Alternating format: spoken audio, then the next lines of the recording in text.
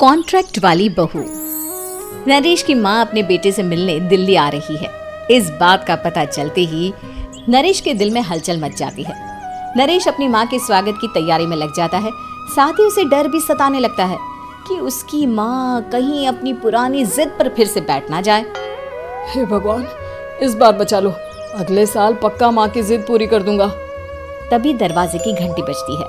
नरेश दरवाजा खोलता है तो सामने अपने मकान मालिक को देखकर हैरान हो जाता है, क्योंकि उनके साथ एक सुंदर सी लड़की भी थी।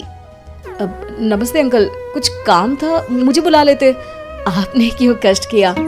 अरे नहीं नहीं, इसमें कष्ट कैसा, मैं तो बस तुम्हें रीना से मिलवाने आया था। आज से रीना तुम्हारे साथ इसी फ्लैट में रहेगी। अंकल, कोई लड़का फ्लैटमेट नहीं है? एक अनजान लड़की के साथ रहना मेरे लिए थोड़ा अजीब होगा। देखो नरेश, मैं तुम्हें पहले भी बता चुका हूँ कि इस फ्लैट में तुम्हें किसी ना किसी के साथ एडजस्ट करना ही होगा, या फिर तुम अकेले पूरे फ्लैट का किराया दे दो, मैं किसी को नहीं रखूंगा।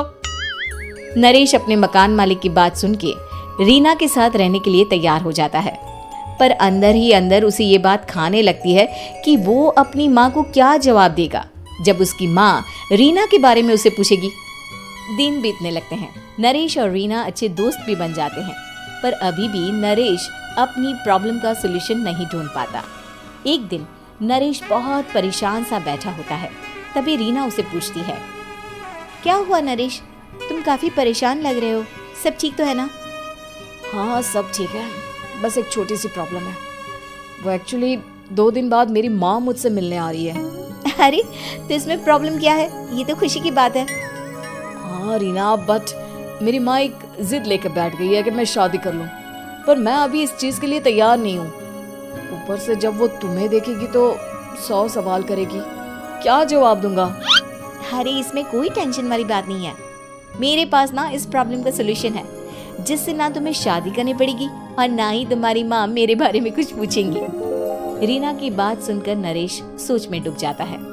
वो सोचता है कि रीना खुले ख्यालों वाली लड़की है, कहीं माँ को सच बता ना दे। नरेश को सोच में डूबा देखकर रीना कहती है, अरे क्या हुआ, किस सोच में पड़ गए? डोंट वरी, जैसा तुम सोच रहे हो ना वैसे कुछ भी नहीं है, मेरे पास एक प्लान है। मैं कुछ समझ नहीं पा रहा हूँ, कैसा प्लान? मैं समझाती हूँ। हम ना एक कॉन्ट्रैक्ट मैरिज कर लेते हैं। फिलहाल मेरे पास जॉब नहीं है, तो तुम इस रूम का किराया दे देना जब तक तुम्हारी माँ यहाँ रहेंगी, सिर्फ तब तक।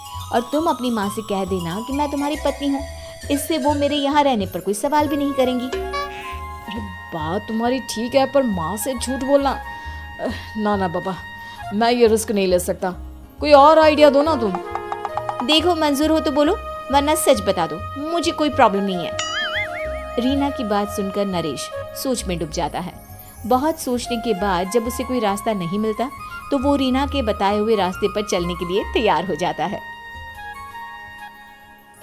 वो रीना से बात करता है और अपनी माँ की पसंद और नापसंद के बारे में बताता है। रीना भी नरेश की सभी बातों को ध्यान से सुनती है ताकि कहीं उससे कोई गलती ना हो जाए। आखिर वो दिन भी आ जाता है जब नरेश की माँ उससे मिलने दिल्ली आ जाती है। नरेश अपनी माँ को फ्लैट पर लेकर जाता है। जैसे ही नरेश की माँ फ्लैट के अंदर जाती है, रीना उसके पैर छू लेती है। ये देखकर नरेश की माँ थोड़ी घबरा जाती है और नरेश से पूछती है, अरे बेटा नरेश, ये कौन है? माँ, ये आपकी बहू रीना है। माफी चाहता हूँ, सब कुछ इतनी जल्दी में हुआ कि आपको बता ही नहीं पाया, इसलिए सोचा कि क्यों ना आपको सरप्राइज दिया जाए। अरे बेटा, मैं तो बस तेरा घर बसा हुआ देखना चाहती थी। हाँ, बहुत अरमान थे अपनी इकलौती बेटी की शादी को लेकर, लेकिन कोई बात नहीं, शायद किस्मत को यही मंजूर होगा। ये कहते ही नरेश की माँ रीना को गले लगा लेती है।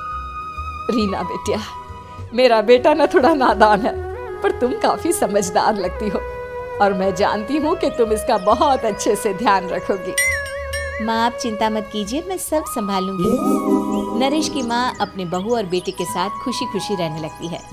दिन बीतने लगते हैं। नरेश की माँ और रीना का रिश्ता बहुत मजबूत होता चला जाता है। वो दोनों सारा दिन एक साथ रहती और खूब बातें करती। इधर साथ रहते रहते नरेश और रीना भी एक दूसरे से प्यार करने लगते हैं। दोनों को इस बात का एहसास हो जाता है, फिर भी वो इस बात को छुपा कर ही रखते हैं।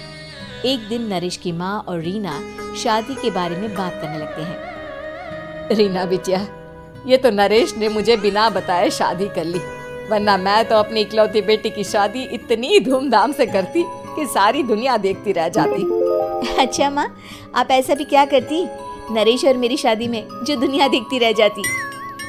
अरे बिटिया, एक माँ के अरमान तुम अभी नहीं समझोगी। मैं तो अपनी बहू को एक रानी की तरह लेकर आती और शादी भी बिल्कुल शाही अंदाज में करती, पर मेरे तो सारे अरमान ऐसे ही रह गए। खैर, मुझे तो अपने बेटे और बहू की खुशी चाहिए बस। ये कहते हुए नरेश की माँ की आंखों में आंसू आ जाते हैं। रीना भी ये सुनकर ख्यालों में खो जाती है, क्योंकि वो भी मन ही मन खुद को नरेश की पत्नी और उसकी माँ की बहू मानने लगी थी।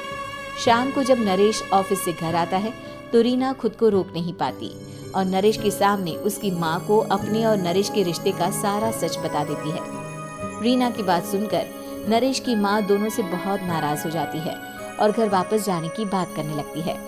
तुम दोनों ने मुझसे सच छुपाकर बहुत ठेस पहुंचाई है मुझे। अब तुम लोगों के साथ नहीं रहना चाहती मैं, कल ही वापस चली जाऊंगी अपने घर।